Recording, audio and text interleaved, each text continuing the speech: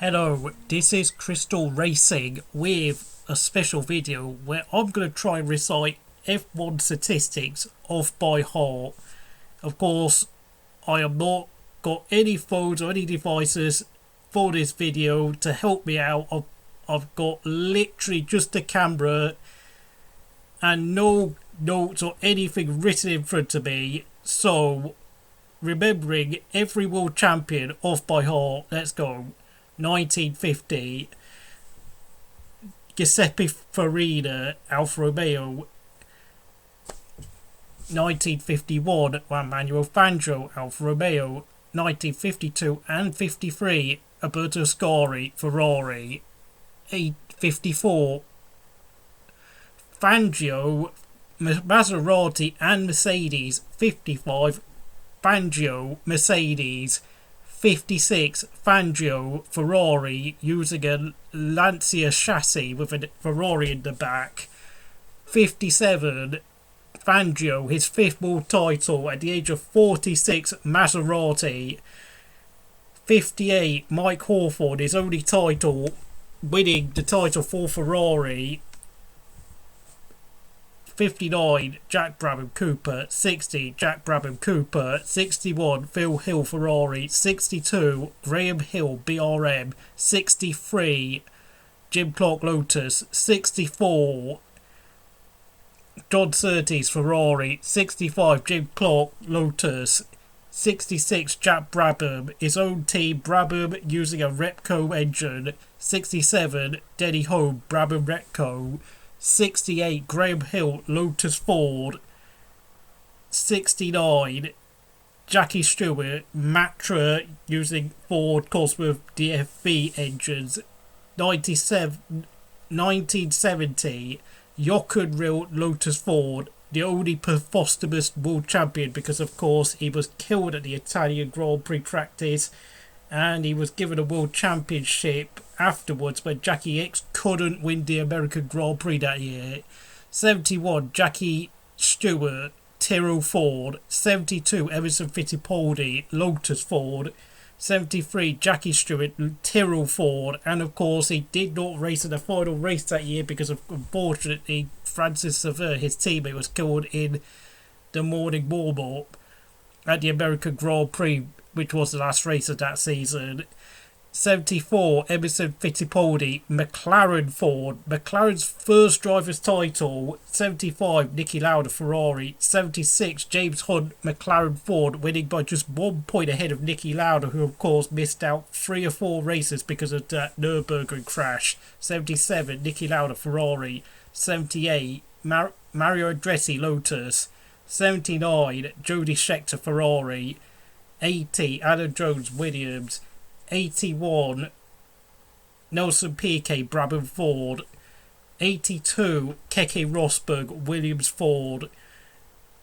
83, Nelson Piquet Brabham BMW. 84, Niki Lauda McLaren Tag Porsche, his final world title. 85, Alan Prost McLaren Tag Porsche. 86, Prost again McLaren Tag Porsche. 87, Nelson Piquet Williams Honda. 88, Ayrton Senna McLaren Honda. 89, Alan Prost McLaren Honda. 90, Ayrton Senna McLaren Honda. 91, Senna McLaren Honda. 92, Nigel Mansell Williams Renault. 93, Alan Prost Williams Renault. 94, Michael Schumacher McLaren Ford, not McLaren, Benetton Ford, I beg your pardon. 95, Michael Schumacher Benetton Renault. 96, Damon Hill Williams Renault. 97, Jacques Villeneuve Williams Renault. 88, Mika Hakkinen McLaren Mercedes. 99, Mika Hakkinen McLaren Mercedes. 2000, 01, 02, 03 and 04, Michael Schumacher Ferrari. 05, Fernando Alonso Renault. 06, Fernando Alonso Renault. 2006, Kimi Raikkonen Ferrari. 2008, Lewis Hamilton McLaren Mercedes. 09, Jenson Button, Braun, Mercedes. 2010, 11, 12, and 13, Sebastian Vettel, Red Bull, Renault. 2014 and 15, Lewis Hamilton, Mercedes. 2016, Nico Rosberg, Mercedes. 2017, 18, 19, and most likely 2020, Lewis Hamilton, Mercedes. And now for the Constructors' titles. Starting, of course, the Constructors' Championship only started in 1958, but I'm going to go through the list. 1958, Van War. Now, none of their drivers won the title, but they did manage to win the Constructors' Championship because they had Sterling Moss, Tony Brooks, and Stuart Lewis Evans driving for them. But of course, Sterling Moss, four-time runner-up, was pipped to the title by Mike Hawthorne's Ferrari by just 1 point. 59 and 60 were won by Cooper because, of course, Jack Brabham dominated the championship in both years. 61, Ferrari won their first Constructors' title because their shark nose. 15-6 was just so dominant. 62, I think it was BRM winning their only Constructors' title. 63, 64 and 65, I believe Lotus managed to win all of those Constructors' titles, but of course my knowledge of the Constructors' Championship wins isn't as good as the Drivers' Championship, mind you. 66 and 67, Brabham Retco. The team were the first team to get a grip on the 3-litre new engine formula, and it was only because, of course, when Lotus got hold of Ford Cosworth that anyone started to give them a bit of stick from this point onwards. 1968, I think it must have been Lotus. 69, Matra Ford. By the way, you've got to realise, of course, this was helped heavily by the fact that Jackie Stewart and Ken Tyrrell were using Matra chassis with Ford Cosworth DFV engines. 1970, I think it's Lotus, but it could be Ferrari. This one I'm not sure because Jochen Rindt scored all of Lotus's points, but Ferrari did have both Jackie X and Clay Regazzoni driving. It could be Ferrari. This one could be a mistake, like 64. 71, Tyrrell Ford. Jackie Stewart totally dominated the championship. No one got close that year. 72 and 73, it was Lotus Ford because in 73, Lotus signed up Ronnie Peterson, which really helped Lotus edge the Constructors' Championship ahead of Tyrrell. 74, I think it was McLaren Ford. It's got to be because, from what I know, then Ferrari went and won 3 consecutive Constructors' titles from 75, 76 and 77. Thanks to a fairly consistent and strong partnership of Niki Lauda and Clay Regazzoni. 78, Lotus Ford. That Lotus 79 ground effect car completely dominated the championship, even though they didn't score any points in the last 2 races of the season after Ronnie was killed. They were just so far ahead, they didn't really need to score any points in those final 2 rounds. 79, Ferrari. Jody and Gilles Villeneuve finished first and second in the championship, pretty obvious. 1980, Williams. They had Adam Jones and Carlos Reutemann scoring a lot of points between them. 81, Williams, Ford. Yes, PK won the title, but that partnership of Jones and Reutemann came up good again for the team. 1982 and 83, Ferrari won the Constructors' title, despite, of course, their drivers falling short in 82. Gilles Villeneuve was killed and Didier Brody was injured in that horrific crash at Hockenheim, meaning that their chance at the drivers' title was blown that year. And in 83, Rennie Arnoux and Patrick Tambay were both pipped by Nelson Piquet, the eventual champion, and Adam Prost also finished in front of them in the drivers' standings. 84, McLaren won the title by a country mile. 85, McLaren kept hold of the Constructors' title using tag Porsche engines. Despite Niki Lauda's dreadful reliability that year, they were able to get away with just relying on Alan Prost's points totals just about, beating Ferrari by only 8 points though. 86, Williams, Honda. Piquet and Mansell won many races, but arguably took too many points off each other, meaning that Prost nipped the title off them. 87 Williams Honda just too far ahead in this year. 88, 89, 90 and 91 McLaren Honda completely dominated Formula 1 in this period. 82 and 83 and 84 Williams Renault, of course. Mansell and Prost won the Drivers' Championships, but Damon Hill was pipped by a point by Michael Schumacher in that controversial collision at Adelaide. 95 Benetton, Renault won their only Constructors' title in their team's existence. 96 and 97 Williams Renault. 98 McLaren Mercedes. By the way, this is 1998 is the last time McLaren have won a Constructors' titles. So, despite the fact McLaren haven't quite suffered as much a bad a downfall as Williams, it is still a very long time since McLaren themselves won the Constructors' title. 99 all the way to 2004. Ferrari, 6 consecutive Constructors' titles. Of course, as you will know later on, Mercedes are looking to break that. 2005 and 6, Renault. Yes, I know Renault didn't have the outright fastest car in this time period, but their sheer reliability over both McLaren and Ferrari was key and crucial. 07 and 08 Ferrari won the title with Kimi, but then of course Felipe Massa was denied in such cruel fashion at that infamous finale at Brazil in 08, losing the title by just 1 point. 09 of course was Brawn winning both drivers and constructors titles in their only ever season of Formula 1, a unique record which I don't think will ever be matched again.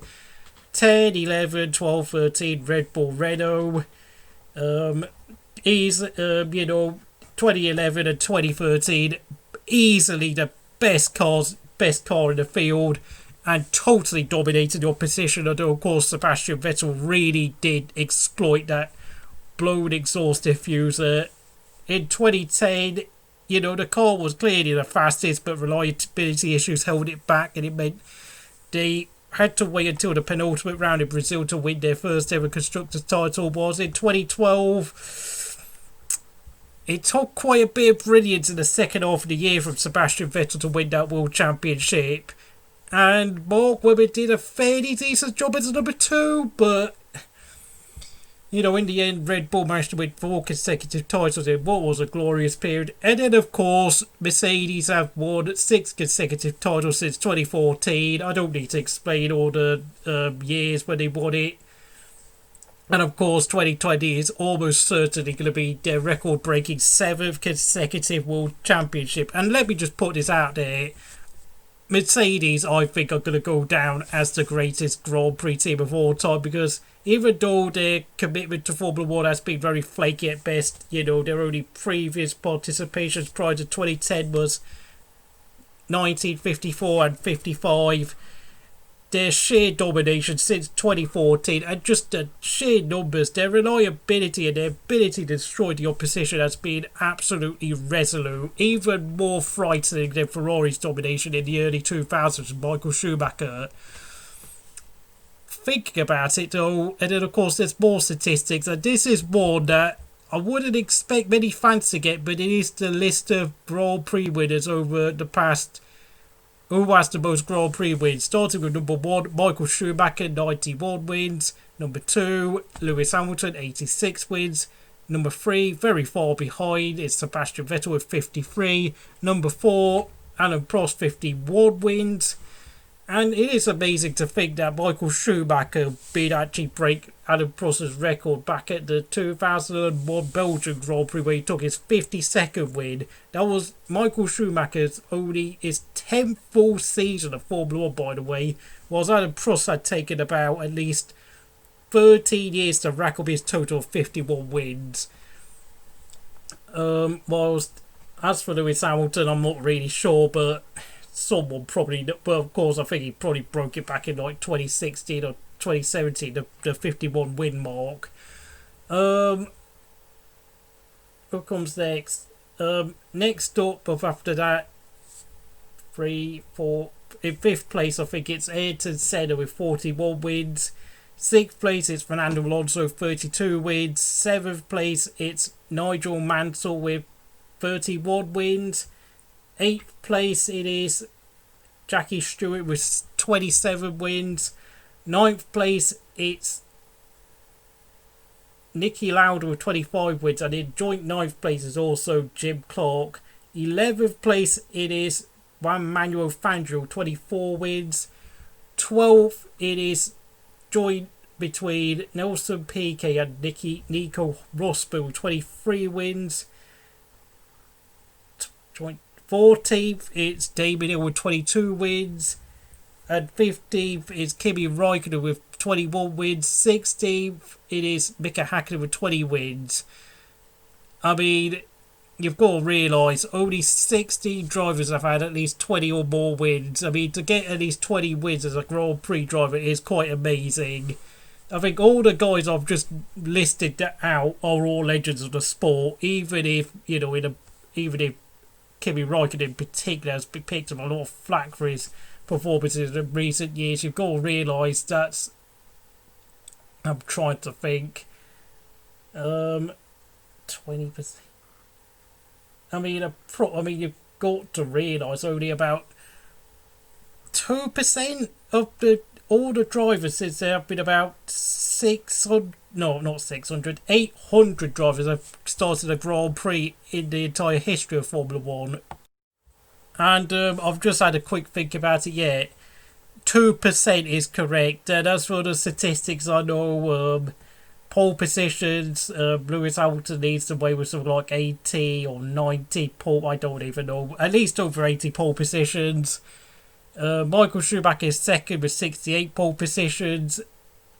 Ayrton Senna is third with 65 pole positions. But of course, Ayrton Senna literally managed to get those 65 pole positions in 162 attempts to qualify for a Grand Prix.